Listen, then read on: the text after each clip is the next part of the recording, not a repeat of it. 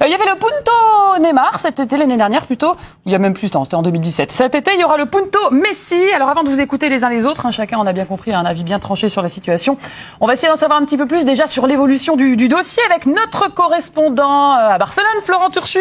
Oui, Messi, pourquoi est-ce qu'il n'est pas encore au PSG? Où est-ce que ça coince? Salut Florent. Hola, ¿qué tal? Parfait. Bonsoir à tous. Bonsoir France. Voilà. Donc en fait, ce que je vous disais, c'est que je suis désolé de vous décevoir, mais il y a très peu de chances a priori que Lionel Messi décolle aujourd'hui, enfin en tout cas ce soir, de Barcelone. Il était toujours aujourd'hui dans sa maison, dans sa villa de Castelldefels. Il y a même des paparazzi qui l'ont vu passer en maillot de bain. Il était prêt à aller se jeter dans sa piscine. Voilà, donc effectivement, ça avance, les discussions se poursuivent avec le Paris Saint-Germain. Lui essaye un petit peu de rester hermétique à tout ça, de rester détendu. C'est son père et ses avocats qui sont en train de s'occuper de ça avec le Paris Saint-Germain. Voilà, ils disent on prend notre temps, on veut vraiment étudier toutes les pièces du dossier. On n'est pas pressé. Lionel Messi, lui, s'est entretenu pendant ses vacances. Il est bien physiquement. Quand ce sera l'heure de voyager à Paris, voilà, on sera prêt. Mais pour l'instant, voilà, chaque chose en son temps. On travaille sur le contrat et lui, comme je vous disais, est très tranquille. Profite de son temps libre avec sa femme et ses enfants. Et pour l'instant, il est toujours à Barcelone. Merci beaucoup Florent, pas trop stressé donc, Messi avant son transfert. On a une petite image d'ailleurs de Messi en maillot de bain dans sa piscine, je sais pas, Leroy. Bah oui, Lionel Messi, il est loin de l'euphorie de Paris, il est tranquille chez lui, dans sa piscine. Regardez, en maillot de bain, il passe, vous allez voir, il passe devant sa voiture avant d'aller rejoindre sa piscine. Je vous recale l'image, je sais pas si vous allez pouvoir la voir, mais en tout cas Lionel Messi, loin de l'euphorie de Paris, bien chez lui, dans sa piscine, très loin de tout ce qui se passe ici. Il est tranquille, Léo Messi. On verra peut-être l'image un petit peu plus tard, ça va pas tarder. On va aller voir quelqu'un qui doit être déçu, c'est Tanguy Le Sévillier, notre envoyé spécial qui l'attendait de pied ferme au Parc des Princes. Et il n'était pas le seul, énorme engouement du côté du stade du PSG. Salut Tanguy. Bonsoir France, tout vient à point, qui sait t'attendre. Il va falloir être patient pour les supporters parisiens parce que évidemment Lionel Messi, vous l'avez bien compris, n'est pas à Paris ce soir. On a essayé de le suivre, en tout cas on l'espérait du côté du Bourget cet après-midi et cet après-midi également ici au Parc des Princes. Il n'en est rien, il n'est pas là. Par contre, beaucoup de supporters étaient là pour éventuellement l'accueillir. On en a rencontré quelques-uns. Je vous propose d'écouter cette séquence qu'on a recueillie avec Jérémy Janingro. Forcément, avoir un joueur comme ça dans son effectif, ça fait plaisir et c'est un joueur d'expérience, il apportera beaucoup au club. Sur le papier, ce serait la meilleure attaque du monde. Il faudra confirmer dans les grands matchs, mais elle a tout pour réussir. Actuellement, les supporters parisiens, il y a de quoi être très très très heureux avec les joueurs qui arrivent et on espère avoir une belle saison et enfin décrocher le trophée qu'on attend depuis tant d'années. C'est un peu Dieu sur terre, comme son nom l'indique. C'est inespéré, on n'ose pas y croire. En fait, le club est quand même assez jeune, depuis 70. Pour moi, c'est la meilleure attaque de l'histoire. Il y avait la MCN, là on a la MNM, donc c'est magnifique, quoi. Gagner la Ligue des Champions, ils sont les favoris numéro 1, minimum final. Ah ouais, on est ambitieux du côté des supporters du Paris Saint-Germain. Bon, ça fait plusieurs jours maintenant qu'on en parle, mais on n'a pas encore entendu notre président Didier Roustan sur le sujet. C'est un jour historique qu'on est en train de vivre. C'est une semaine historique pour le PSG, c'est une révolution. Oui, le meilleur joueur du monde, c'est inespéré, même s'il n'est pas à l'apogée de sa carrière. Il a 34 ans, mais il a de très beaux restes. C'est Messi, il réussira des choses formidables, n'en doutons pas. Donc la Ligue des talents va peut-être, ça va peut-être être justifié comme appellation, en tout cas pour le PSG. Oui, c'est quelque chose qu'on pouvait pas imaginer dans le football d'aujourd'hui, possible. Avec la Ligue 1, même si on sait qu'avec le PSG, il y a des choses incroyables qui peuvent se réaliser. Messi, ça semblait écrit, il allait rester à Barcelone. Il y avait eu une petite ouverture la saison dernière puisqu'il voulait partir, mais il lui restait quand même un an de contrat, c'était pas possible. C'est un cadeau du ciel pour la Ligue 1, oui. La chance qu'on va avoir de voir jouer un tel joueur, alors oui, on peut le voir à la télé, mais de l'avoir en vrai, sur nos pelouses, dans nos stades de France, on pourra dire à nos petits-enfants, j'ai vu jouer Messi, quoi. On en est à ce niveau-là ou j'en fais un petit peu trop? Non, je pense que vous avez raison, dans la mesure où vous l'avez dit, c'est une semaine historique. On se lève le matin en se disant, voilà, Lionel Messi va, et on est là autour d'une table pour en parler, à la télé, Lionel Messi va va porter le maillot du Paris Saint-Germain. J'ai une pensée pour les supporters de Marseille qui auraient pu connaître ça en 89 avec Diego Maradona, qui était tout proche de venir à Marseille. Michel Hidalgo était le directeur sportif de l'OM à l'époque et Bernard Tapie avait demandé à ce moment-là, mais qu'est-ce qu'on peut faire pour franchir un palier supplémentaire? Et Hidalgo avait dit à Tapie, il faut aller chercher Maradona pour aller justement gagner la Coupe d'Europe. Il était allé le voir à Naples, exactement, chez lui. Il l'a croisé. Maradona avait une serviette sur la tête. Il a dit, je reviens tout à l'heure. Il est revenu 2 heures après. Hidalgo a attendu tranquillement dans le salon avec Claudia comme ça. Voilà pour l'histoire qu'il t'aurait raconté s'il était encore parmi nous. Ça l'avait impressionné. Et tu sais ce qui le faisait Maradona rêvait. C'est Cassis, c'est pas la maison à Cassis où voilà, c'était d'avoir une maison avec un jardin. Il dit, ce serait possible ça. Donc tu vois, c'était prévu. Oui, putain, et c'est le président de Naples qui a tout fermé. Et là, l'arrivée de Messi, ça serait quand même une dimension supérieure. Parce que Maradona, à l'époque, c'était un joueur hors norme. Il y en avait beaucoup.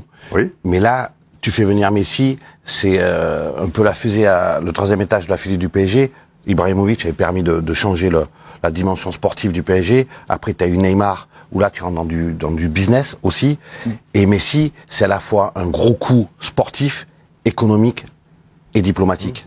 Mais toi, ça te paraît supérieur, Messi qui arrive à 34 ans au PSG ou Maradona dans la bombonera marseillaise du Vélodrome? Si tu restes sur le football de l'époque, là on parle de football, non, Maradona c'était exceptionnel. Maradona qui arrive au Vélodrome, ça dépasse, ce que je peux dire, Didier, c'est que Messi, ça dépasse le cadre stricto sensu du football. Là, tu parles dans une dimension planétaire. Mais moi, c'est ce qui m'intéresse, c'est le football. Oui, je sais bien. Mais Maradona aussi, ça dépassait le cadre du football. Oui, ça dépassait quand même. Mais il n'y avait pas un business plan aussi ah non, c'était autre chose. C'était pas encore le business. Tu te retrouvais pas dans la politique des droits télé, dans un marasme dans lequel nos dirigeants français nous ont plongé, et que tu peux avoir des ventes. Oui, mais ça n'existe pas, Bernard. Donc ça pouvait pas. Oui, bien sûr. C'est un business. Et puis du monde 2022, il n'y avait pas Instagram, il n'y avait pas Twitter. Non, je veux dire, c'est la dimension globale. Oui. Elle est différente, c'est planétaire. Et puis on est dans un globe village. Mais si tu veux, Maradona au Vélodrome, c'était tellement raccord, vu que Marseille, c'est une sorte de Naples, c'est une sorte de Boca Junior et tout, que ça allait être quelque chose d'exceptionnel. Alors que Messi au PSG, avec les supporters du PSG, là on aurait vu les supporters marseillais en 89 attendre au Vélodrome, guetter l'arrivée de Diego Maradona. Bon, par contre, vous me faites peur à faire des comparaisons avec Maradona parce que ça ne s'est pas fait. Est-ce qu'il faut craindre encore un retournement de situation avec le cas Messi là, où on est tout près de... Tout est possible. C'est quand même... J'allais voir Hugo là-dessus parce qu'on n'a pas encore entendu, si vous me permettez. Bernard, toi tu penses que tout est possible? Moi je pense que c'est plié. Après, on ne sait jamais ce qui peut se passer effectivement. Maradona aussi s'était plié dans ce cas. Non, Maradona, c'était plus compliqué. Et là, Messi, c'est-à-dire s'il y avait une autre équipe, je sais pas, Chelsea, Manchester City, qui s'alignait en face. C'est exactement ça. Là, il peut aller où, Messi, en fait? Et c'est justement pour ça aussi que pour moi, le transfert de Maradona qui aurait pu se faire aurait été supérieur à celui de Messi aujourd'hui, qui est même pas un transfert d'ailleurs, parce que Marseille aurait été arraché Maradona à Naples. Là, Messi, il tombe dans les bras du PSG, mais un petit peu comme ça. Ils avaient même pas prévu de le recruter en fait cet été. Finalement, il peut pas prolonger au Barça. C'était tout ce qu'il voulait. Et donc, limite à contre-cœur, il va venir au PSG. Donc pour moi, tous ces éléments font que voilà, je partage un petit peu ta nostalgie, Didier, quand tu parles au début de l'émission là voilà, t'aurais préféré voir Messi finir sa carrière au Barça. C'est vrai que d'un point de vue un petit peu de puriste, on est tous un petit peu dans ce cas. On aurait aimé le voir finir au Barça. Ça nous secoue, mais dans un sens un petit peu négatif. Ça nous secoue parce que ça secoue nos repères. On n'aurait jamais imaginé voir Messi en Ligue 1 et au Paris Saint-Germain. Régis, le fait que ça tarde un petit peu, là, c'est inquiétant, c'est normal? C'est normal parce que dans les discussions, il y a des avocats qui prennent le truc en route. Maintenant, il faut surtout pas oublier qu'il y a 3 jours, on était persuadé qu'il allait rester à Barcelone. Bien sûr. Il y a 3 jours, et même lui, il a tout fait. Il était venu il a tout fait pour rester à Barcelone. Qu'est-ce qui peut se passer dans une heure, dans la nuit, le milieu? C'est-à-dire, c'est pas un contrat simple non plus, donc il faut un petit peu de temps. Je crois que Florent Torchu a des infos à ce sujet. Florent, notre correspondant à Barcelone. Oui, France, effectivement, je vous entendais raconter un petit peu ce qui se passe. Et effectivement, c'est pas un contrat qui se fait du jour au lendemain, puisque jusqu'à jeudi, tout le monde pensait que Messi allait continuer au PSG, y compris les dirigeants, au Barça, y compris les dirigeants du PSG. Donc, évidemment, ça prend du temps. Je sais qu'il y a une question de droit d'image qui est très importante. C'est ce que m'a soufflé quelqu'un qui est très proche du dossier. Vous savez que Messi va forcément gagner moins que ce qu'il gagnait au Barça. On parle de 40 millions d'euros net. Il gagnait 75 jusqu'à présent au Barça. Donc effectivement, les droits d'image sont très importants et il y a des discussions dans ce sens-là pour voir comment ça peut être partagé entre le PSG et les Messi. Donc ça, c'est un point important du dossier et c'est pour ça que ça traîne et on sait qu'effectivement ce genre de contrat se fait pas du jour au lendemain. Donc c'est pour ça aussi que les Messi temporisent. Il y avait beaucoup d'euphorie, beaucoup de gens qui l'attendaient du côté de Paris dès hier. Aujourd'hui, voilà, non, en fait, eux ils disent que ça peut prendre un peu plus de temps.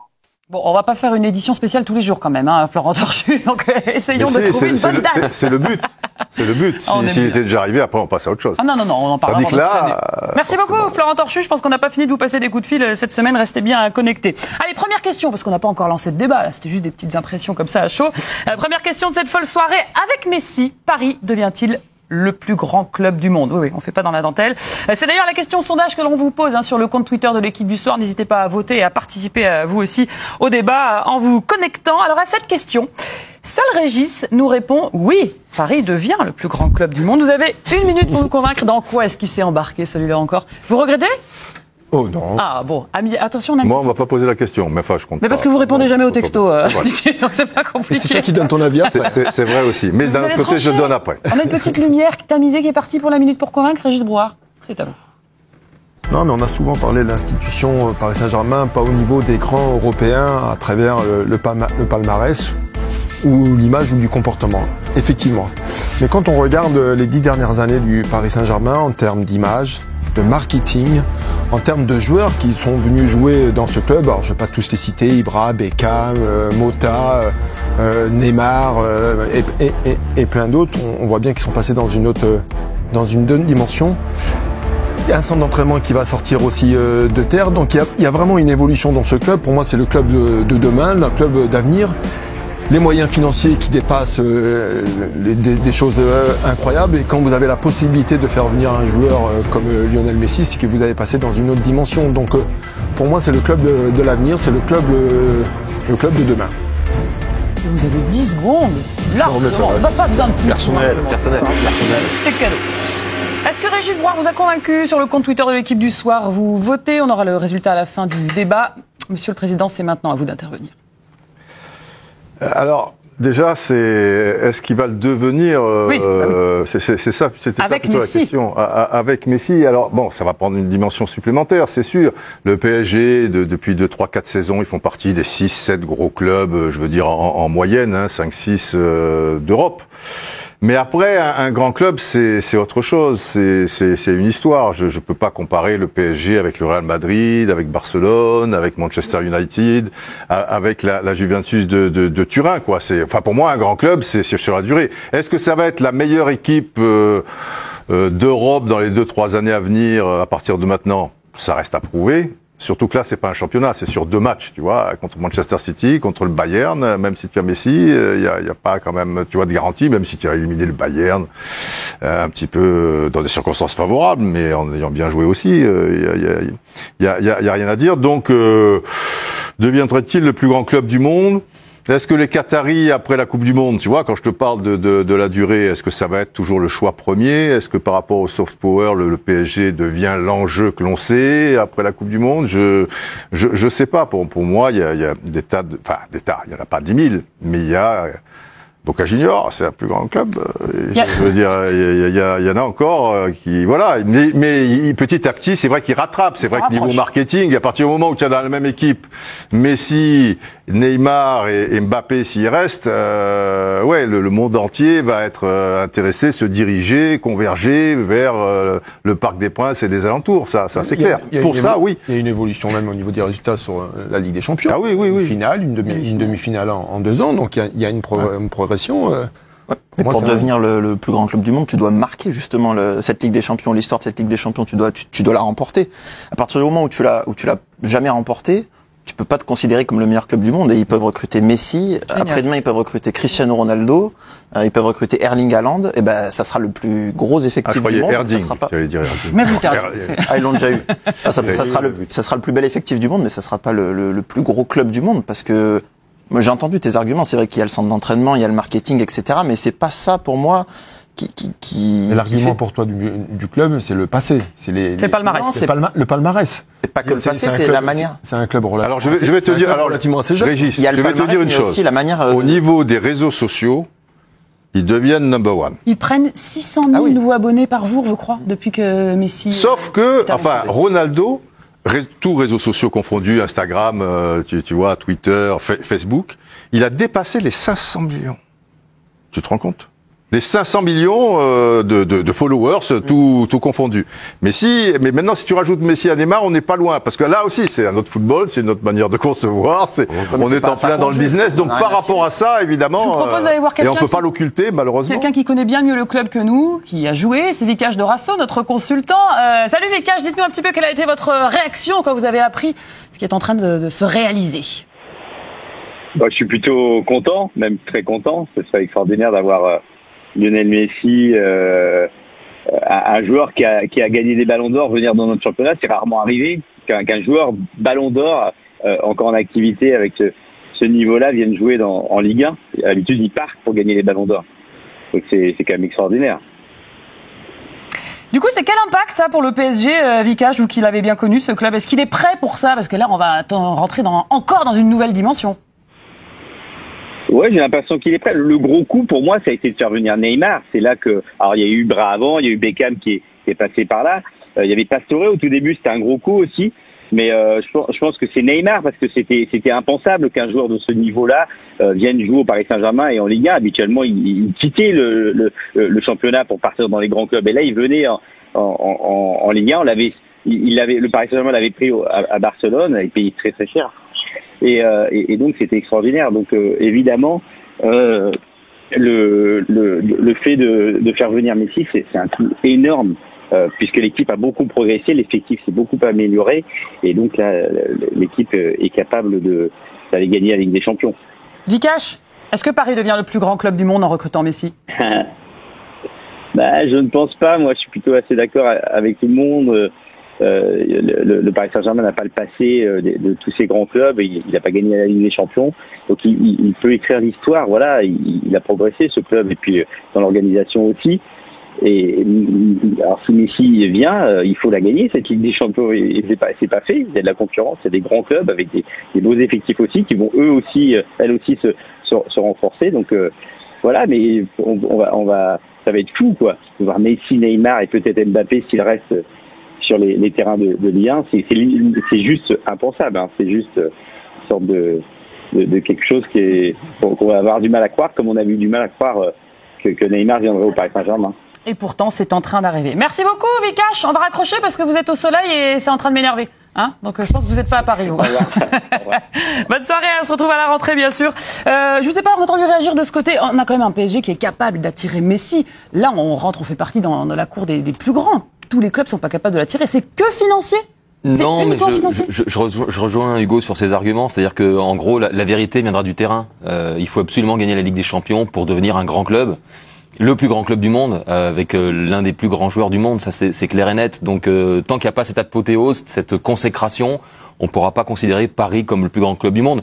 Parmi les plus grands clubs du monde, tu as cité Boca Juniors, Didier, le Real Madrid évidemment, pour rajouter Milan. River Plate, pour pas avoir avec certains copains argentins, le Milan AC, le Bayern, ce sont des clubs qui ont il y en a des tas. Pléthore de Ligue des Champions. Donc tant que Paris n'aura pas atteint ce Graal, on ne pourra pas considérer Paris comme le prochain plus grand club du monde. Tiens, vous me citez beaucoup de clubs. Regardez, pardon Régis, est-ce que le Cosmos de New York est devenu le plus grand club du monde en 75 ? Avec Pelé. Ah oui, avec Pelé. Non, mais c'était autre chose, parce que c'était, tu vois, pour faire découvrir et imposer un peu, entre guillemets, le soccer aux États-Unis. Avec Beckenbauer aussi.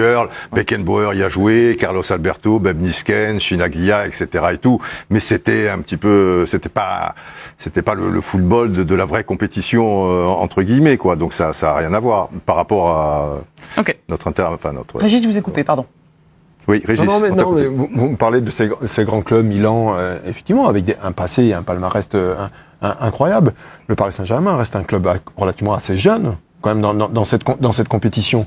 Donc, de faire des comparaisons avec des clubs avec un passé incroyable, avec un palmarès incroyable, alors effectivement, on doit faire des comparaisons.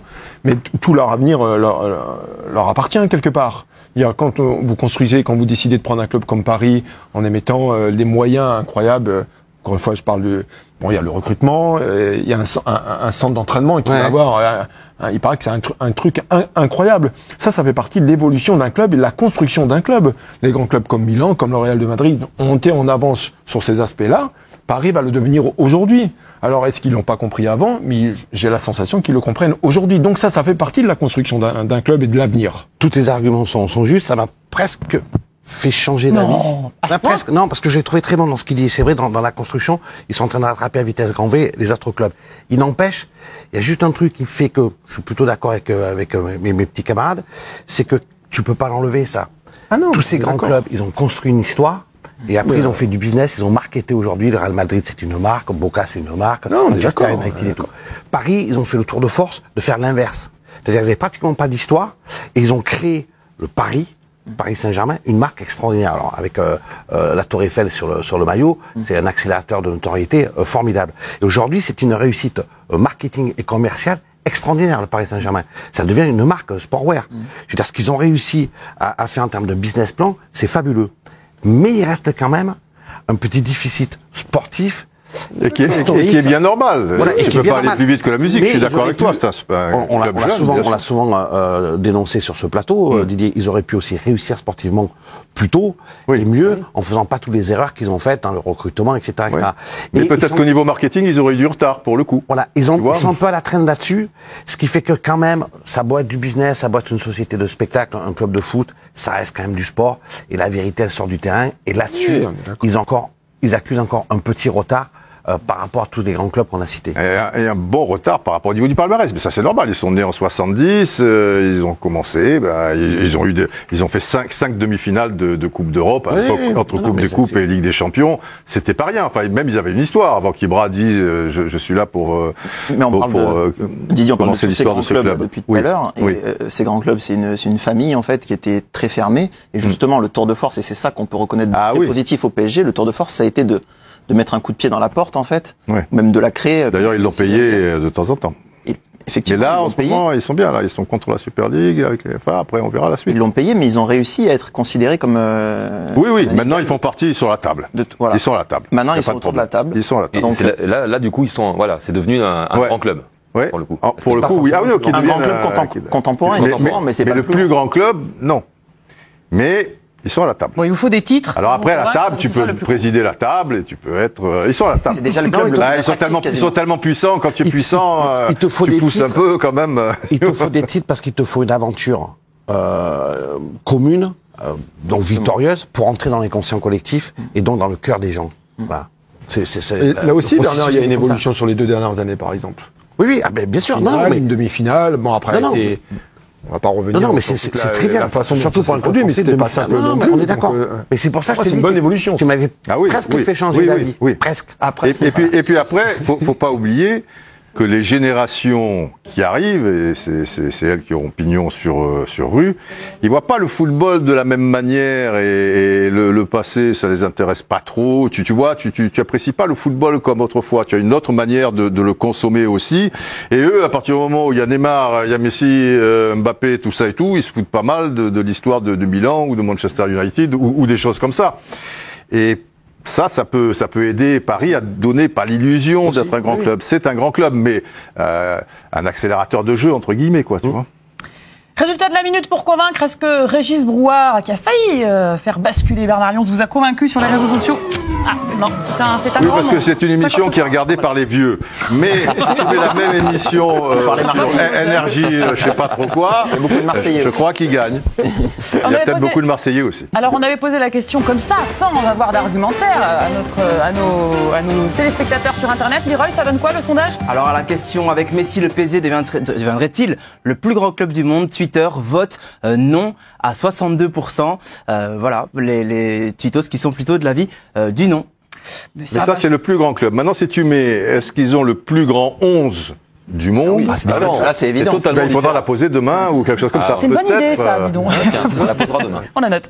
Allez, ça sera officiel. Ouais, bah ça se fera peut-être pas demain, on verra. Enfin, on espère. Il a attendu. Conditionnel, avec l'arrivée de Messi. Non, c'est bien faire ça, mettre des guillemets. On a parlé du PSG, on va voir un petit peu plus grand et prendre un petit peu de hauteur pour rendre hommage à Bertrand Latour avec notre championnat, notre trop souvent critiqué bonne vieille Ligue 1 et pourtant rarement égalé. Alors avec l'arrivée de Messi, la Ligue 1 devient-elle, je vais pas dire le plus grand championnat du monde, faut pas exagérer, mais la Ligue 1 devient-elle un grand championnat? À cette question, 2 chroniqueurs ne sont pas d'accord. C'est un duel. Eric Huet, vous nous dites oui, bien sûr que ça devient un grand championnat, alors qu'Hugo Guimet n'est pas d'accord. C'est un duel qui commence, qui prend la main? Vas-y. Allez, Eric, c'est à vous. Convainquez-nous. C'est un grand championnat parce que c'est déjà un grand championnat pour moi. Depuis plusieurs décennies, il y a des grandes stars du foot qui sont venues dans notre championnat de France. Dans les années 70, il y a eu 2 champions du monde brésiliens, Paulo César et Jairzinho. Ensuite, il y a eu Enzo Francescoli, il y a eu Glenn Hoddle, il y a eu Jürgen Klinsmann. Il y a également Sonny Anderson qui est revenu en France après avoir joué à Barcelone. Et puis évidemment, dans les années 2010, Ibrahimovic et Neymar, pour ne citer que du Paris Saint-Germain. Donc la vitrine de la Ligue 1 a toujours été belle. Pour moi, elle sera encore plus éclatante avec la présence de Lionel Messi. Il y a une raison toute simple, la France accuse un retard sur ses voisins parce qu'on n'a pas les mêmes résultats européens qu'eux, tout simplement. C'est pas parce qu'on a un club aujourd'hui qui devient une franchise de NBA ou qui réunit les Harlem Globetrotters que le championnat devient plus grand. En fait, un championnat devient grand lorsqu'il montre de la densité européenne, des résultats chaque année à l'indice UEFA, etc. Pour l'instant, il n'y a que le PSG qui le fait. Lyon l'a fait pendant un temps. Messi au PSG, ça va faire grandir surtout le PSG. C'est pas Messi qui va qualifier Lille pour les huitièmes de finale de Ligue des Champions. Oh, c'est pas la peine de parler vite, ça passe pas. Il vous reste 2 secondes, Eric. Il me reste 2 secondes, personnel. Oh, trop généreux. C'est pour vous qui avez des bords. Ça, c'est Monaco. Ah bah oui, toujours à Monaco, on est généreux. Merci. On rate sur le c'est un billet qu'il a acheté, pas une pièce. On va sur le compte Twitter de l'équipe du soir. Qui vous a convaincu? À vous de voter. Président, à vous de trancher. Je rejoins plutôt Hugo. Il a réussi, Eric, à nous placer Glenn Hoddle, Atley, tout ce qui est... Tu ne l'as pas dit, Chris Waddle. Il a misé sur la nostalgie. J'ai failli. Il a misé sur ta fibre nostalgie. Tu es très rocher avec l'éléphant en haut du zoo, mais ça, c'était l'ancien stade Louis II. Mais...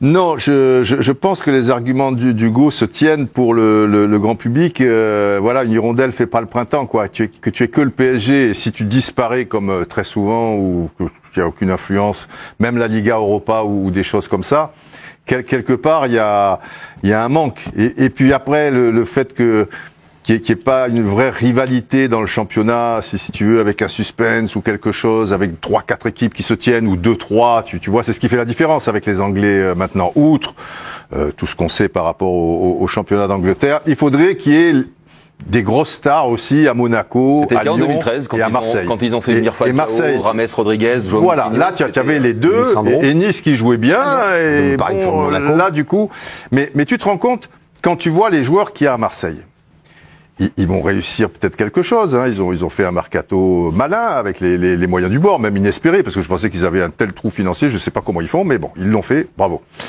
Et que la sauce prenne, on a besoin d'un grand Marseille.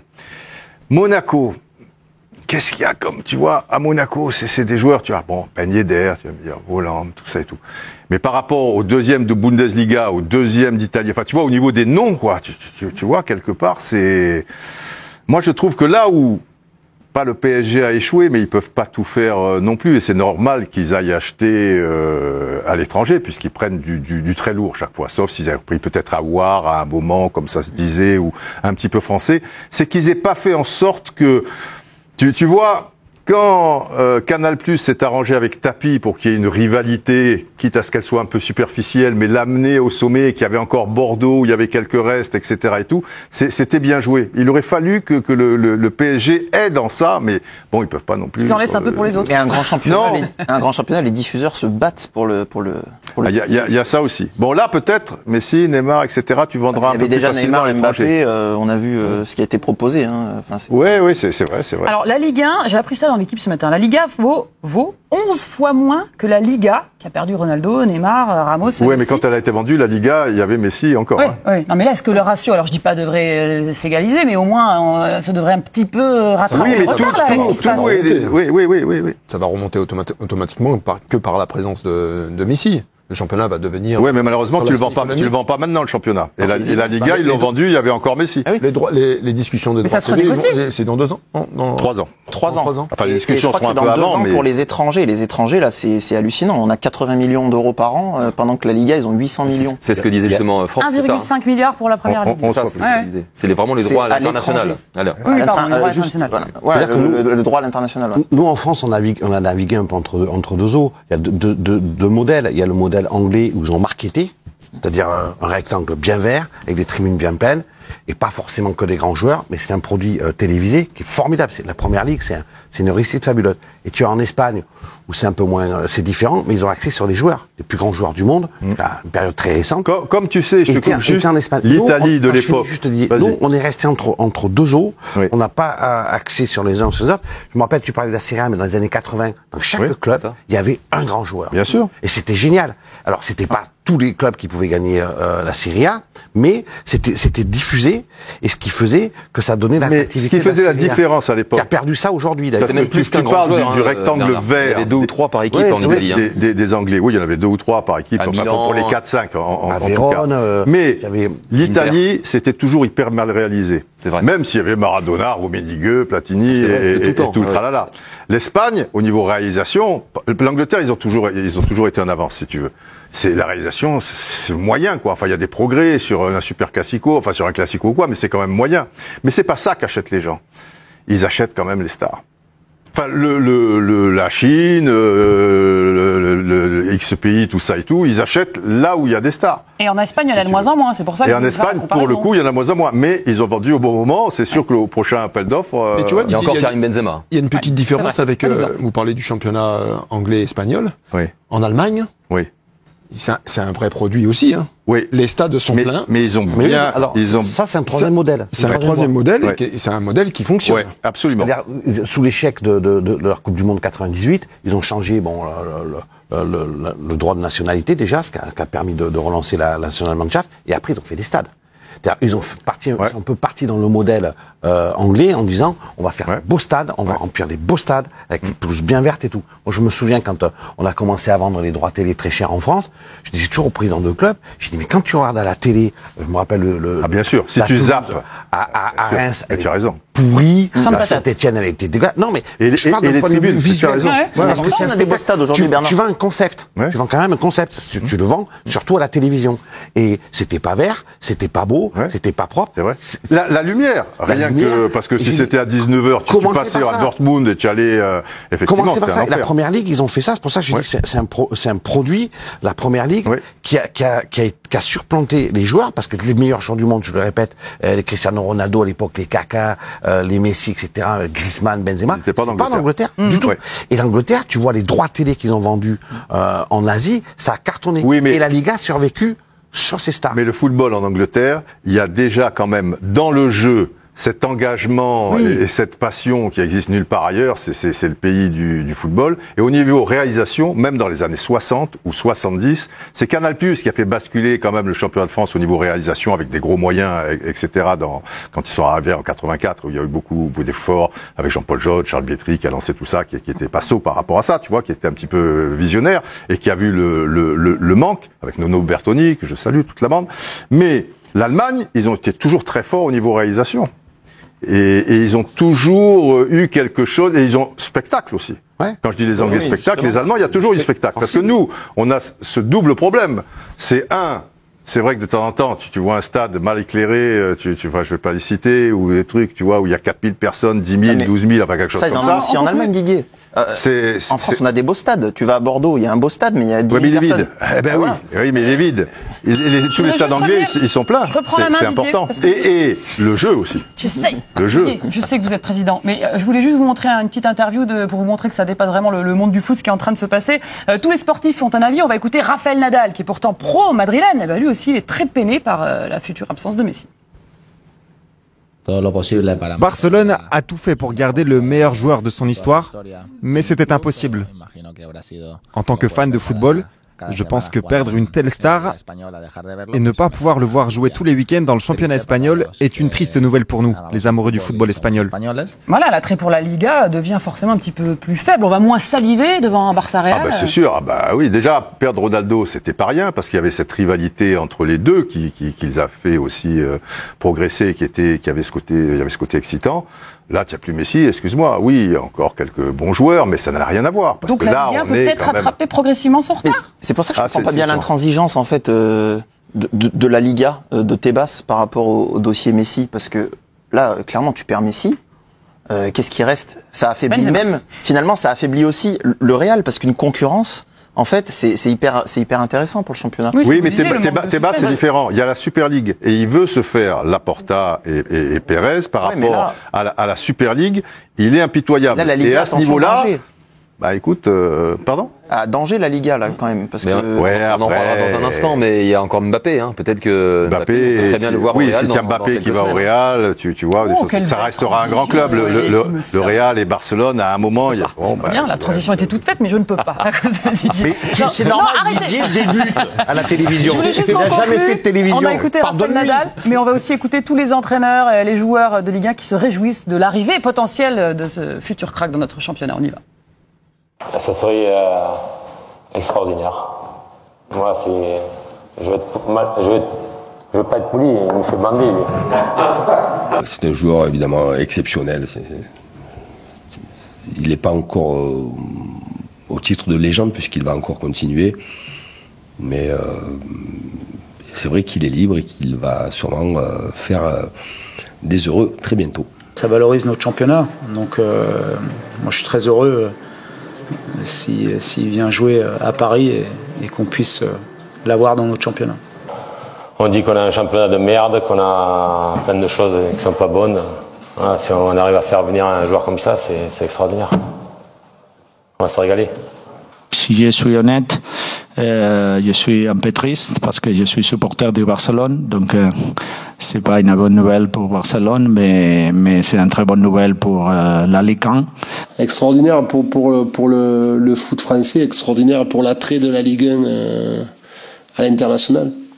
Voilà, tout le monde est conquis, même s'il y en a qui sont un petit peu tristes, les hispanophones, on les comprend. Résultat du duel, la Ligue 1, c'était quoi déjà la question? La Ligue 1 devient-elle un grand championnat? Ou pas du tout, Hugo Guimet. Deviendrait-elle? Oui, il faut pas oublier de mettre des belles victoires. Oui, mais il avait des bons arguments aussi. Il partait de plus loin. On continue de parler de Messi, bien sûr, mais aussi de Kylian Mbappé. A-t-il encore une excuse pour ne pas prolonger? La réponse après la pub, tout de suite. Une rivière extrêmement teintée de Messi, me faisait remarquer Didier Roustan pendant la pub. C'est normal, à événement exceptionnel, émission exceptionnelle. Il était en train d'arriver, donc on a tout misé sur lui. Et si c'est pas ce soir, ce sera peut-être demain matin. Donc demain, toute une émission sur Messi qui viendra pas. C'est possible aussi. Mais oui, mais c'est un événement incroyable qui dépasse l'entendement et qui dépasse aussi les frontières. On va aller voir du côté du Parc des Princes Tanguy El Sévillier parce qu'il va vous prouver à quel point c'est un événement. Là, on a passé la frontière quand au Parc des Princes. Regardez. 100 mètres. Non, vous allez voir. Vous allez voir pourquoi. Parce qu'il n'y avait pas que des journalistes français. N'est-ce pas, Tanguy? Venez à mon aide. Très bien. Eh oui, tout à fait, ma chère France. Il y avait pas mal de monde, que ce soit ici au Parc des Princes, que ce soit au Bourget tout à l'heure, beaucoup de médias et forcément Léo Messi qui pourrait rejoindre le Paris Saint-Germain, ce serait une révolution évidemment dans le sport, pas que dans le foot. Donc beaucoup de médias s'étaient amassés ici devant le Parc des Princes, des médias français, les suiveurs habituels du Paris Saint-Germain, les télés nationales françaises, les télés étrangères, TVE en Espagne, Sky Italia étaient également présents. Il y a eu une petite cohue également il y a quelques heures avec Omar Da Fonseca qui est passé, le consultant de chez beIN Sport, et il a été alpagué par la télé argentine ESPN Argentina pour échanger quelques mots avec beaucoup de supporters autour de lui. Mais à l'heure où on se parle, évidemment, il n'y a plus grand monde. On est un petit peu les derniers des Mohicans sur place. Il reste encore quelques supporters peut-être un petit peu trop confiants, mais pour l'heure, pas de Léo Messi du côté du Parc des Princes. Je vous demande de rester encore un petit peu, Tanguy, s'il vous plaît, parce qu'on sait jamais, si jamais ça se débloque. Il s'est fait un nouvel ami avec Omar Da Fonseca. Ah oui, il nous a déjà parlé hier soir après Montpellier-Marseille. Il a bien raison. Bon, on a beaucoup parlé de Messi, on n'a pas fini, mais pas encore des conséquences de sa future et hypothétique venue sur Kylian Mbappé, qui, on le rappelle, n'a toujours pas prolongé au PSG et à qui le Real Madrid fait les yeux doux. Souvenez-vous de ce qu'il déclarait, Kylian Mbappé, dans France Football, c'était au mois de juin dernier. Kylian Mbappé, la question que j'aimerais poser à Nasser El Khelaifi, c'est celle que je lui pose depuis quelques temps. Vous prendrez quel joueur cet été? Alors voilà la question. Avec Messi au PSG, Mbappé a-t-il encore une excuse pour ne pas prolonger?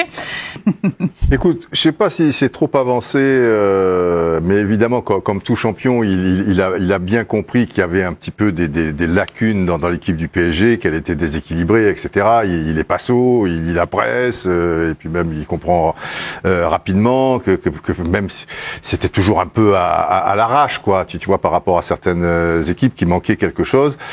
Et lui, il a pas le temps à perdre, et on peut concevoir qu'il soit fait cette réflexion.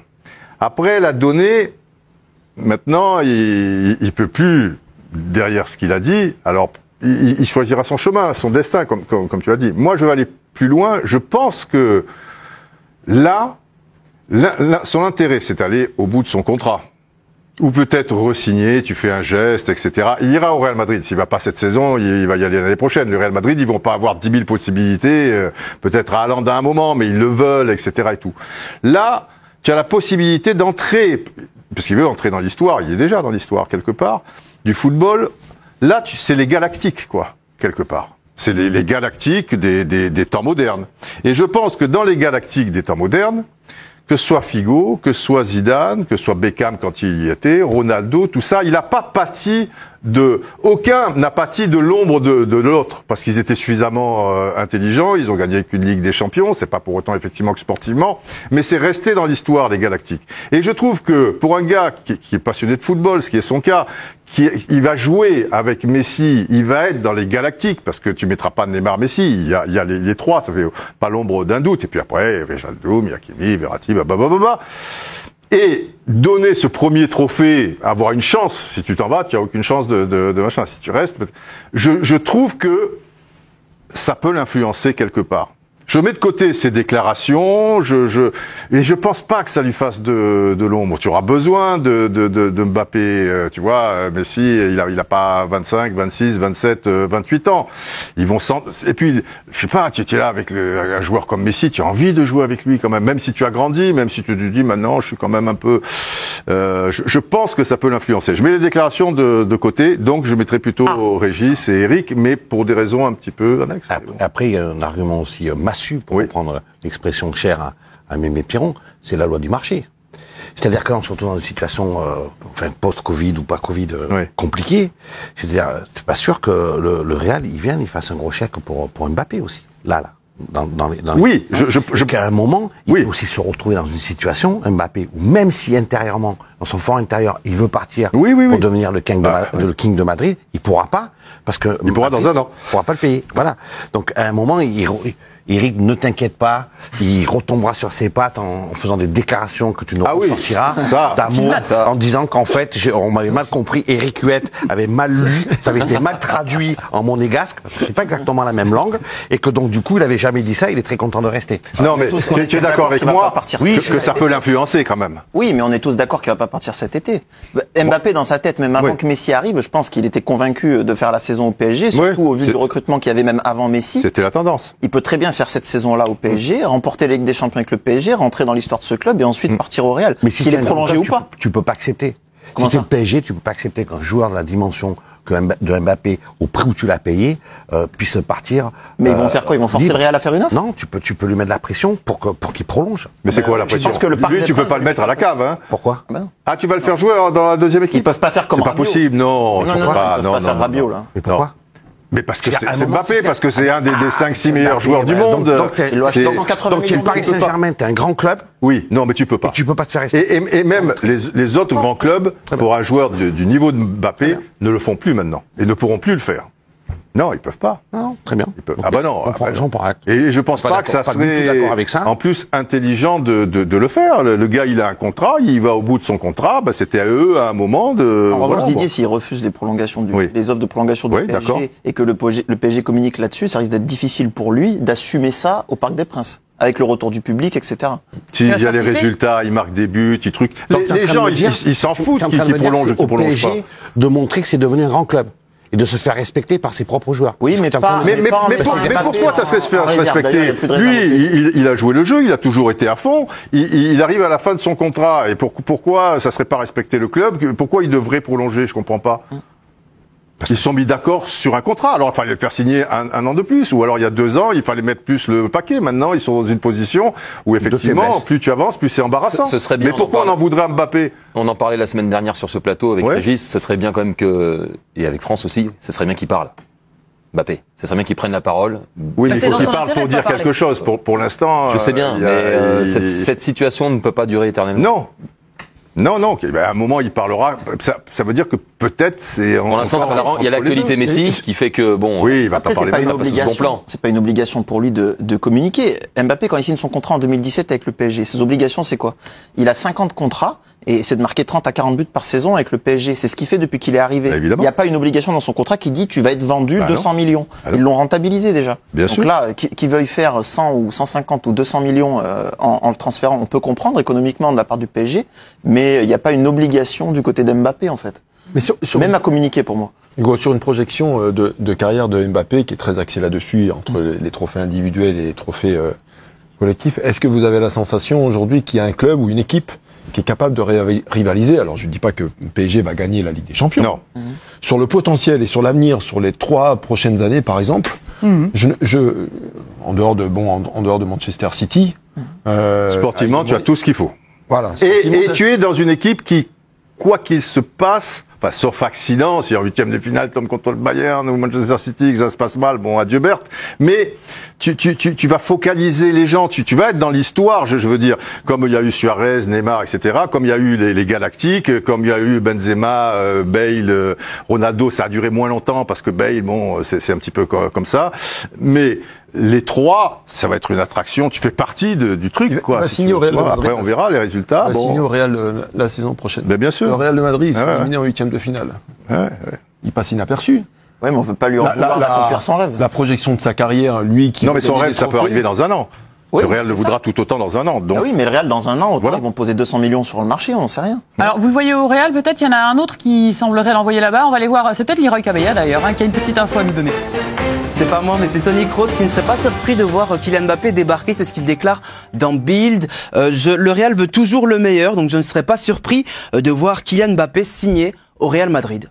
Alors d'accord, on a compris les arguments de Hugo, c'est le club de ses rêves, etc. Mais là, on parlait tout à l'heure de l'attrait qui est en train de diminuer pour la Liga. Est-ce que ça rebat pas un petit peu les cartes, quoi? D'aller en Liga, d'aller au Real quand il n'y a plus personne qui regarde. Bien sûr, et même le Real est dans une pleine phase de transition en fait cet été et puis cette saison. Il y a que Benzema qui est pas parti, Varane est parti, Ramos est parti évidemment, Cristiano était parti déjà quelques années avant. Et leur milieu de terrain qui fait leur force. Voilà, aujourd'hui, Modric, il a 35 ans, Kroos a 34 ans aussi. Casemiro, c'est un match. Voilà, on sent qu'ils sont dans une transition. Mais le Real, à chaque fois qu'ils ont connu une phase de transition, ils ont reconstruit derrière et c'est très costaud à chaque fois. Parce que le Real, ça reste le Real. On revient sur les arguments du plus grand club du monde. C'est peut-être le Real le plus grand club du monde. Et ce club aura toujours une équipe compétitive après des saisons comme ça où ça sera un petit peu plus compliqué. Donc sauf qu'à l'instant T, c'est pas le cas. Tu peux être la nouvelle tête du projet. Exactement. Tu peux ça excite tu peux Mbappé, avoir une place égale à celle de Cristiano Ronaldo. Mais dans un an, tu seras machinerie. Il n'y aura jamais au PSG tant qu'il y a Messi et Neymar. Oui, mais dans un an, il sera également la tête de gondole. Après, je te rejoins. J'ai eu des confrères espagnols ce matin. Ils m'ont dit, après le départ de Messi, et donc Cristiano Ronaldo et Ramos, Ronaldo c'était un peu plus vieux, mais Ramos aussi, qui était plus qu'un joueur quand même, etc. Il me dit, la Liga commence dans une semaine, tout le monde s'en fout. Tu vois, c'est vrai que la Liga, il va y avoir une période de flottement, et peut-être si tu arrives là, il y a un appel d'air et qui est aussi bénéfique pour toi. Bon, écoute, il fera ce qu'il veut. Sur le statut de star dont nous parle Bernard Lyons, Régis, est-ce que ça peut jouer, ça aussi, dans la tête de Kylian Mbappé, de se dire, bon, bah là, je vais être noyé au milieu de la masse, alors que si je vais au Real, on verra que moi, quoi. Enfin, que moi. Il y a un petit Karim Benzema, excusez-moi. Lui, ses objectifs, c'est de gagner les trophées. Comme Didier l'a dit, vous savez, on se souvient que des vainqueurs. Hein. Peut être la tête de gondole numéro 1 au Real de Madrid. Si vous êtes éliminé en 8e de finale, ça ne servira à rien. On ne se souvient pas que des vainqueurs. On s'en souvient quand même beaucoup. C'est préférable. Après, il y a des joueurs charismatiques. On peut se souvenir des joueurs charismatiques sur autre chose, sur leur image. Sur mais il y a des équipes qui ont perdu et qui ont marqué l'histoire. Mais Mbappé est quand même très cerné sur lui-même. Comme tous ces champions d'une manière générale. Tous ces champions. Moi, le Real de Madrid, ça me semble, sur l'aspect compétitif, collectif, j'ai aucune projection dans mon esprit sur les 3 années à venir. J'ai pas la sensation. L'équipe est vieillissante en ce moment. Régis, même pas pourquoi 3 saisons? La prochaine, celle qui arrive. Oui, une seule saison. Non, mais Mbappé, il a parlé d'avenir sur les 5. Sa projection de carrière, c'était sur les 5 ans à venir. Il n'avait pas de certitude avec Paris, avec le recrutement. Là, bon, le recrutement il se fait à Paris. Donc lui, il imaginait qu'au Real, il allait avoir. Après, bon, la situation économique fait que c'est compliqué. Je vous propose. Donc c'est un choix. Le résultat. Après, on est tous d'accord là-dessus. On va quand même croiser les doigts pour que Mbappé reste. Ah non, mais oui. D'accord. Cet été, il va rester. Notre propos à Hugo et à moi, c'est pas de dire il faut que Mbappé quitte la France. Moi, jamais.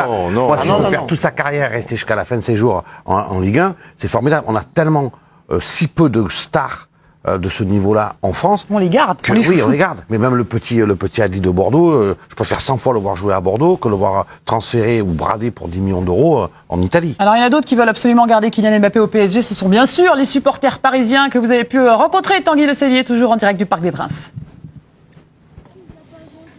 Oui, tout à fait, ma chère France. Alors, je vous le dis, Hakimi, Ramos, Wijnaldum, Donnarumma, peut-être Messi, forcément, ce sont des signaux qui permettent peut-être de voir Kylian Mbappé prolonger avec le club de la capitale. On a rencontré ses supporters qui sont évidemment confiants. Je vous propose de les écouter. Alors déjà, pour moi, Mbappé va prolonger. Mbappé voulait une grosse équipe et je pense que là, il a tout pour l'avoir. Si, d'après lui, c'est le projet sportif qui était important, forcément qu'avec un joueur comme ça, il pourra pas trouver beaucoup mieux ailleurs. Donc si l'important pour lui, c'était d'avoir une équipe compétitive, je pense qu'il n'y a qu'à Paris qu'il aura une équipe aussi forte, au moins pendant encore 2 saisons, je pense. On réagit en plateau, Eric? Oui, je voudrais juste par rapport à ce que disait tout à l'heure Bernard, par rapport à être dans l'ombre des autres stars, rappelons-nous que Neymar a quitté Barcelone parce qu'il était dans l'ombre de Messi. Ah oui. Parce qu'il a compris qu'il ne pourra jamais passer Messi, puisque le 6-1, je veux dire, il a une grande responsabilité au-delà de l'arbitre, mais je veux dire dans le jeu en tout cas.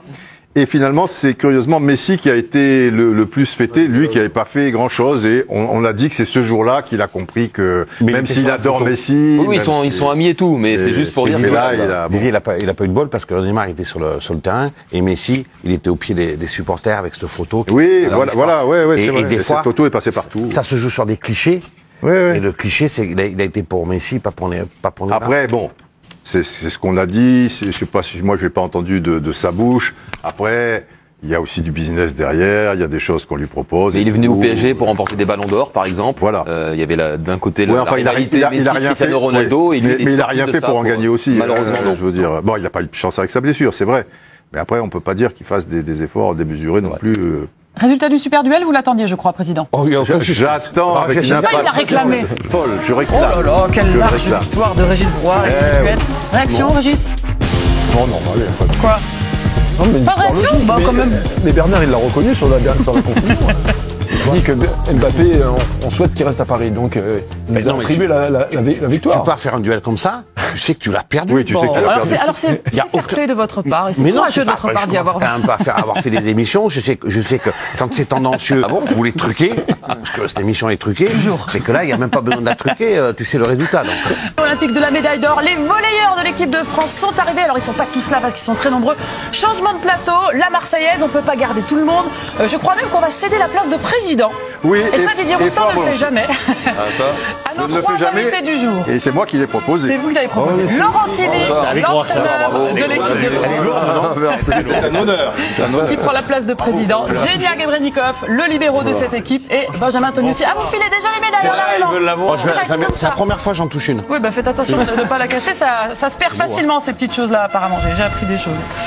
Première chose, mesdames et messieurs, bravo. Mais vous savez pas à quel point. On se reconcentre les copains. Oh les photos, mais ça y est, on vous dérange pas, vous êtes dans votre salle.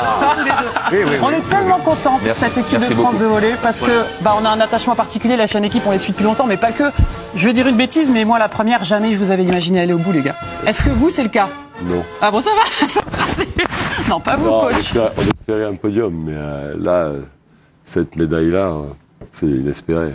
À un moment donné, il y a eu je sais qu'il y a le déclic du match contre l'Argentine, mais à quel moment vous vous dites, allez, là on peut y aller, là on n'est pas loin du sacre, on va viser plus qu'un podium? Ouais, je pense que le match contre l'Argentine, il a fait beaucoup de mal. Beaucoup de mal, parce qu'on jouait pas très bien, et puis par contre, le match contre la Russie, le match d'après, on est reparti sur une nouvelle compète où on a senti le collectif et les valeurs un petit peu, quoi. peut-être un peu de crispation au début du tournoi et ce match nous a vraiment lancé. Et après, tout a été parfait, on va dire. Tout a été parfait. Alors, il faut que vous sachiez que pendant toute la quinzaine et toute la semaine, on a fait des thèmes. Quelle équipe ira au bout? Quelle équipe vous séduit le plus? Qui va gagner la médaille d'or? Mais même avant le titre. Et à chaque fois, je dis pas des bêtises, le volley qui sortait largement devant le hand, devant le basket. Comment est-ce que vous expliquez cet engouement populaire? Je sais pas. C'était incroyable. Je pense que... Vous l'avez ressenti jusqu'à Tokyo aussi, que toute la France s'emballait pour vous? On vous a suivi après les matchs. Non, vous regardiez l'équipe du soir? Et vous étiez surpris des résultats des duels ou pas? Bah, on suivait, on n'était pas surpris, mais nous, on était surpris de nous-mêmes, en fait, de ce qu'on était en train de faire, parce qu'on était en train de remonter à balle dans la compétition. Bien sûr. À bien jouer, et puis on a retrouvé du plaisir, et on avait cette envie de continuer, de rêver, quoi. Et vous avez réussi, alors pas tout seul, mais avec les handballeurs, avec les basketteurs, à faire changer le nom de notre journal, la couleur de notre journal. Ça, c'est historique, quoi. C'est du jamais vu. Qu'est-ce que vous avez pensé quand vous avez vu cette une, coach? Oui, c'est vrai que de voir les équipes et non plus l'équipe en bleu et au lieu du rouge, c'est vrai que c'est un beau clin d'œil aux équipes de France. Je crois que le Sport Co a été, petit terrain, a été phénoménal sur les Jeux Olympiques. Alors c'est vrai qu'on attendait le handball, le basket, et nous on était un peu la petite cerise sur le gâteau, et avec la manière en plus. Vraiment avec la manière, et puis avec toute la dramaturgie d'un spectacle. On prend des coups, on survit, on s'en sort in extremis, puis après on doit faire exploit sur exploit. Mais je crois que la médaille, on est allé la gagner parce qu'on ne pensait pas au résultat. On pensait juste à jouer. Oui. Tu voulais intervenir? Non, je me posais la question là. Vous êtes arrivé au bout d'un long chemin, alors plus pour les joueurs que pour vous, désolé coach. Vous avez conquis votre Graal. Qu'est-ce qui vous reste maintenant? Ça va être quoi? Vous allez arriver à quoi maintenant? Vacances. Là, des vacances. Oui, mais c'est à leur carrière. Alors, personnellement, par exemple, moi, c'est vrai que j'ai pas gagné de médaille encore au championnat du monde, par exemple. Et c'est quelque chose qui me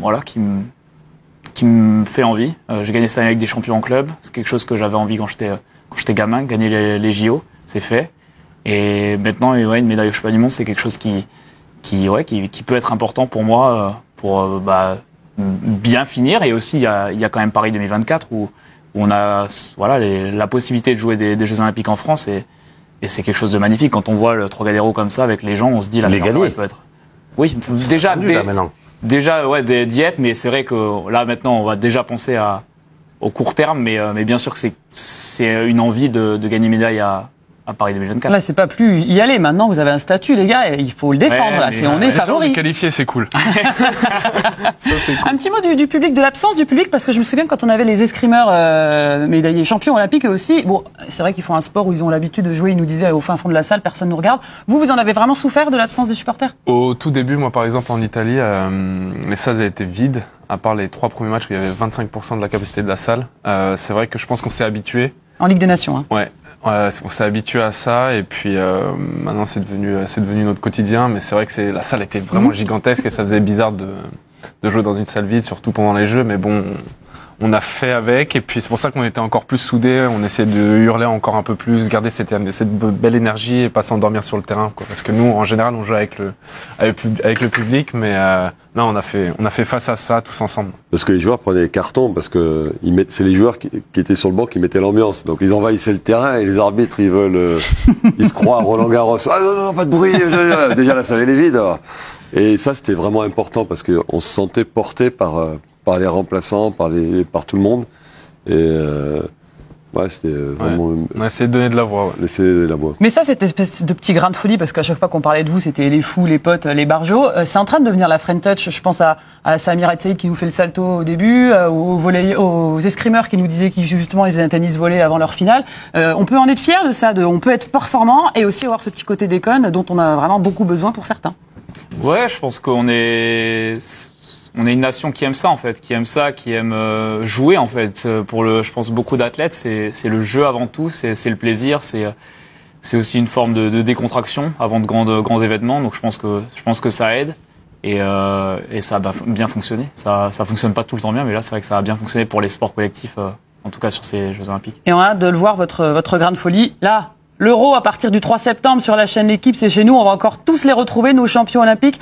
Alors, ça va être une nouvelle aventure. Je sais pas si vous serez totalement rétablis. Moi, j'ai un peu peur qu'ils soient cramés, là, les joueurs. Non, mais ils ont négocié un peu plus de repos, donc ils vont être bien. Ah non, vous nous mettez pas une équipe B, hein. Enfin, c'est plus à vous que je dois demander. Vous mettez pas une équipe B, les copains. Non, ce sera pas une équipe B, mais c'est vrai qu'on a eu une semaine en plus, non ? Ouais. Une semaine en plus, et puis pour récupérer, on va voir comment ça va se passer avec le nouveau staff. Et alors, ça va être un petit peu dur, à mon avis, de passer derrière un monument pareil. Alors, je connais pas encore par cœur Bernardo Rezende, le Brésilien, mais il est sympa déjà. Est-ce qu'il est aussi sympa que vous ? Il est très sympa, il est très compétent. C'est l'entraîneur le plus titré au monde du volley et même des autres sports. Hein. Il a 2 médailles d'or aux Jeux Olympiques, 2 médailles du championnat du monde, 2 titres de vice-champion olympique. Oui, mais est-ce qu'il a un diplôme de psychologue ? Oui, je pense. Il a entraîné les filles en même temps. Ah, alors c'est quoi cette excuse ? Je n'accepte pas du tout cet argument, Laurent. Et qu'est-ce que vous allez faire, vous, Laurent, maintenant ? Moi, j'entraîne les Panasonic Panthers de Osaka. Et je suis entraîneur de club au Japon. Et là, j'ai signé pour 3 ans. Enfin, j'avais signé 4 ans. J'ai déjà fait 1 an. Et je pars sur une autre aventure complètement décalée par rapport à la culture, à la vie, au pays, une autre façon d'entraîner. Et ça me permet de me ressourcer et de vivre un autre challenge. C'est un choix de vie ? C'est un choix de vie, puis je me voyais pas prendre une autre équipe nationale, et puis j'avais besoin de prendre un peu du repos par rapport à l'équipe nationale. C'est vrai que je pense que il faut changer le discours avec les joueurs. Il y a un cycle qui se fait, peut-être une autre façon d'entraîner pour que chacun y trouve son compte, une autre approche tactique, technique, philosophique. Et je crois que c'est important pour les joueurs et pour l'équipe. Et pour 2024, c'est important pour 2024 parce que j'avais peur que le discours soit usé et que la méthode soit usée. Pas l'air trop usé, la méthode. Voilà, donc pour moi c'est parfait parce qu'on sort en plus avec une médaille d'or. Mais elle est où la vôtre d'ailleurs ? Les gens se demandent où elle est. Les entraîneurs n'ont pas de médaille aux Jeux Olympiques. Vous pourriez la filer au coach quand même, les copains. Là. C'est mesquin un peu, je trouve, que le CIO ne fasse pas de médaille pour un entraîneur ou 2 entraîneurs. Et Kevin, votre fiston, non, il peut pas se sacrifier ? Il me l'a prêté, j'ai fait la photo. Super, merci. Bon, on vous remercie vraiment infiniment. Petite musique de sortie.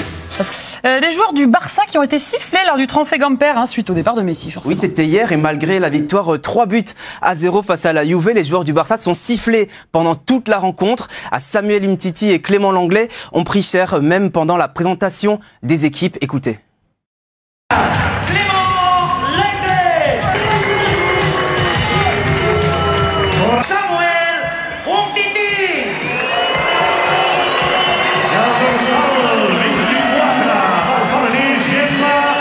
Vous les comprenez, là, ces sifflets ? Non. Ce qui fait mal, c'est leur réaction sur leur visage, parce qu'on les voit vraiment être surpris, touchés par... On les prend pour responsables du départ de Messi, Mais c'est ça le problème des supporters du Barça, c'est qu'ils sont tellement dans l'émotion qu'ils tiennent pour responsables les joueurs qui ont refusé, ou même pas refusé, parce que peut-être qu'ils n'ont pas eu d'offre, mais de quitter le club ou de faire des cadeaux sur leur salaire, comme Griezmann, par exemple. Ils étaient absolument pas obligés de le faire. C'est pas aux joueurs entre guillemets indésirables du Barça de payer la mauvaise gestion depuis des années de Bartomeu, de ses prédécesseurs, etc. Et puis c'est pas fini parce qu'il y a même des socios qui ont porté plainte pour empêcher le PSG de recruter Messi, dis donc. Estime que le PSG ne respecte pas les règles du fair play financier. On va voir un court extrait de l'avocat de ces socios. Alors, au nom des socios du FC Barcelone, mon cabinet a déposé une plainte auprès de la Commission européenne pour empêcher le PSG de signer Lionel Messi.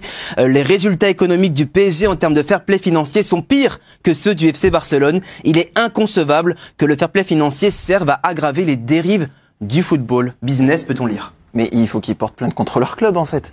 Non, mais sans déconner. Aujourd'hui, même si le Barça, si Messi était d'accord pour rester libre, enfin pour jouer gratuitement pour le FC Barcelone, ce serait impossible parce qu'ils devraient l'enregistrer comme un nouveau joueur, étant donné qu'il est libre. Ils peuvent pas enregistrer de nouveaux joueurs parce que leur masse salariale est à 130%. 115%. 110, 115. Et par rapport au salary cap qui a été instauré, ça doit être 70% de ton chiffre d'affaires. Et comme il y a eu le Covid et les salaires sont démesurés et les choix qu'ils ont fait pareil, donc Bartomeu, là tu le payes. Et Messi, lui, avait coupé de moitié son salaire. Et même ça Ça suffisait pas. C'est pour les gens, tu vois, qui disent mais s'il aime tant ce club et tout, il aurait pu rester, faire des efforts, c'est pour l'argent, tout ça et tout. Non. Il les a fait. C'est beaucoup, bien sûr. Et les efforts, il les a fait. Tu coupes ton salaire de moitié. Simplement, les salaires que tu donnes, Umtiti, je crois que c'est 12 millions d'euros. Tu peux pas donner 12 millions d'euros à Umtiti. Non, mais c'est pas la faute d'Umtiti. Non, c'est pas la faute d'Umtiti. Si tu es fou. Si tu veux, Didier, les supporters, les socios se reprochent aujourd'hui à Umtiti d'être là. Oui. Alors qu'il y est pour rien. Oui. Parce qu'à cause de ces salaires-là, mais il veut pas partir. Et à ces conditions-là, même s'il joue pas et truc, il fait pas non plus des efforts démesurés. Voilà. Bien sûr. Allez, on enchaîne parce qu'on n'aura pas le temps de faire les derniers débats. À la veille du match retour face au Sparta Prague, Niko Kovac ne craint pas forcément un relâchement de ses joueurs, côté monégasque. Niko Kovac plutôt serein avant ce match retour face au Sparta Prague après la victoire 2-0. Il espère juste que ses joueurs seront concentrés à 100%. On a gagné que la première partie, on a gagné que la première mi-temps pour l'instant. Rien n'est fait. Mes joueurs sont conscients et je peux vous dire que si j'ai la sensation lors des prochaines heures que ce n'est pas le cas, eh bien je ne manquerai pas de corriger le tir et de les pousser. Il y a la qualification qui est en jeu, donc on va faire le maximum. Le match demain, on aura le temps de faire un avant-match exceptionnel. En Ligue 2, 9 cas de Covid du côté de l'AC Ajaccio. Oui, c'est le club lui-même qui l'a annoncé sur Twitter. Ces 9 joueurs ont été placés à l'isolement. Ils ne pourront pas jouer face à Caen samedi. Un match que vous pourrez suivre évidemment dans le multiplex sur la chaîne L'Équipe, puisqu'un report du match n'est pas encore envisagé. Selon le protocole sanitaire établi par la LFP, le match pourra avoir lieu. Et on n'oublie pas le nouveau rendez-vous maintenant sur la chaîne L'Équipe, c'est tous les samedis après-midi pour le multiplex Ligue 2 avec Eric Huette notamment. 18h40. Pardon ? Oui, fin d'après-midi. 18h40, c'est très précis, fin d'après-midi. Merci beaucoup Leroy Cabella. Allez, retour au transfert du siècle, Léo Messi vers Paris après 21 ans de bons et loyaux services au sein du même club, un palmarès inégalé avec le Barça, une carrière exemplaire pour le sextuple Ballon d'Or. Sauf que est-ce qu'il prend maintenant un risque en allant du côté du PSG ? Vous l'avez dit à l'instant, il y a eu 21 ans d'amour même entre le Barça et on le pensait lié pour la vie à ce club-là. On le voit partir, quitter le Barça. Moi, je l'imaginais partir aux États-Unis sur ses vieux jours, en MLS, où là, pour le coup, il ne prenait aucun risque. Là, il vient à Paris pour une seule chose, sur le plan sportif, gagner la Ligue des Champions. Je suis pas sûr. La Ligue des Champions, il l'a gagné 4 fois. Oui, mais la dernière fois, c'était en 2015, Didier. Non, mais il y a la Coupe du Monde. Au Qatar. Au Qatar, ça va être son dernier défi, l'ultime défi. Et pour ça, il faut qu'il soit compétitif et qu'il soit dans une équipe compétitive. Parce que là, il portait tout sur les épaules du Barça. Mais Didier, les supporters du PSG, ils s'en fichent là pour l'instant de savoir qu'il vient au PSG pour la Coupe du Monde au Qatar. Lui, eux, ce qui les intéresse, c'est Messi pour soulever la Ligue des Champions. Et tant que ça ne se produira pas, pour moi, ça sera donc un échec d'avoir... Mais un échec, si tu veux, les gens qui connaissent bien le football savent que la Ligue des Champions, c'est pas quelque chose qui est programmable. Et c'est pas parce que tu as le meilleur 11 a priori ou les grands noms que tu gagneras la Ligue des Champions. Parce que le Bayern, parce que Manchester City, parce que etc. Et parce que c'est sur 2 matchs. Et la finale, c'est sur un match. Et le football, maintenant, les choses se jouent à ça. Autrefois, tu avais une marge. Le meilleur, il pouvait y avoir une vraie surprise s'il passait pas. Aujourd'hui, le meilleur, et rien ne dit que le PSG, parce qu'il faudra que ça prenne tout ça, mais à supposer qu'il soit le meilleur, c'est pas une garantie. Et ça tâchera pas son image, à mon avis. Son image, elle est là. Par contre, s'il gagne, tu as vu ce que ça fait la Copa América. Bien sûr. S'il va loin en Coupe du Monde et voir s'il la gagne, alors là, passerait-il au-dessus de Maradona? Non. Et là, non, jamais. Et là où je suis pas d'accord avec Eric, c'est que tu nous parles à t'écouter, d'un joueur déclinant, vieillissant. Non, j'ai pas dit ça. Alors que Messi, il est toujours autant performant, même s'il va faire 55 ans. Je sais bien. C'est que ça reste un athlète de très haut niveau. Et c'est quand même assez surprenant quand tu vois sa longévité, son style de jeu. Il a été très très peu blessé finalement. 3-4 j'ai vu. Et tu vas arriver. J'ai jamais dit que son niveau décline. Tu vas arriver avec un joueur compétitif. Et tu veux me l'envoyer à MLS et pas en Ligue 1. Ah non, pas en MLS. C'est un scandale. C'est un scandale, Eric. C'est un scandale. Ça serait du gâchis. Le plus gros risque, ça aurait peut-être été de rester dans ce Barça complètement à l'agonie et qui porte vraiment sur ses épaules tout seul, puisque je suis d'accord avec Bernard, il évolue encore à un niveau hallucinant. Mais tout seul, il a amené le Barça en demi-finale quand même la saison passée. Et le risque était plus grand pour moi de rester dans ce Barça-là que de rejoindre la suite. Celle d'avant, oui, d'accord, ok. Celle de Liverpool. Celle du 8-2. Avec Liverpool. Oui. Ça fait 2 ans. Ouais, c'est ça. Mais c'est bon. Ça rajeunit pas. Non, mais le doute, c'est qu'il a jamais joué dans un autre club que celui-là. Oui, mais il rejoint la super team de 2021. Il y a le meilleur, il y a les 2 meilleurs gardiens, il y a le meilleur latéral droit, il y a les meilleurs attaquants. Comme l'a dit Didier, il va falloir que la mayonnaise ça va prendre du temps pour que ça se mette en place. Oui. Non, mais il prend aucun risque. Parce que de toute façon, il n'a pas le choix. On a la petite musique, c'est déjà la fin. Eh oui, les copains, on va juste aller voir Leroy Cabella. Tu aurais gagné ce duel. Mais oui! Cadeau du soir. Arrêtez, vous faites peur. Leroy, cadeau ou pas? Résultat ou pas cadeau? Oui, c'est Mounette 0208 qui remporte l'agenda. Bravo Mounette. Agenda collector avec Lionel Messi en plein milieu. Évidemment. On aurait dû faire C'est qui le patron? On n'a pas eu le temps. Le dernier thème, on le fera peut-être demain. Rendez-vous 18h50. Le patron. C'est pas vous le patron. Tout de suite, c'est une bien belle émission. Les jeux insolites qu'il ne faut absolument pas rater. Et puis on se retrouve demain. On aura peut-être des sports co. Du Monaco, on aura peut-être des filles, des handballeuses, des basketteuses. On va voir. Je ne promets rien, mais on va tout faire pour. Passez une bonne soirée sur la chaîne Équipe. Merci à tous.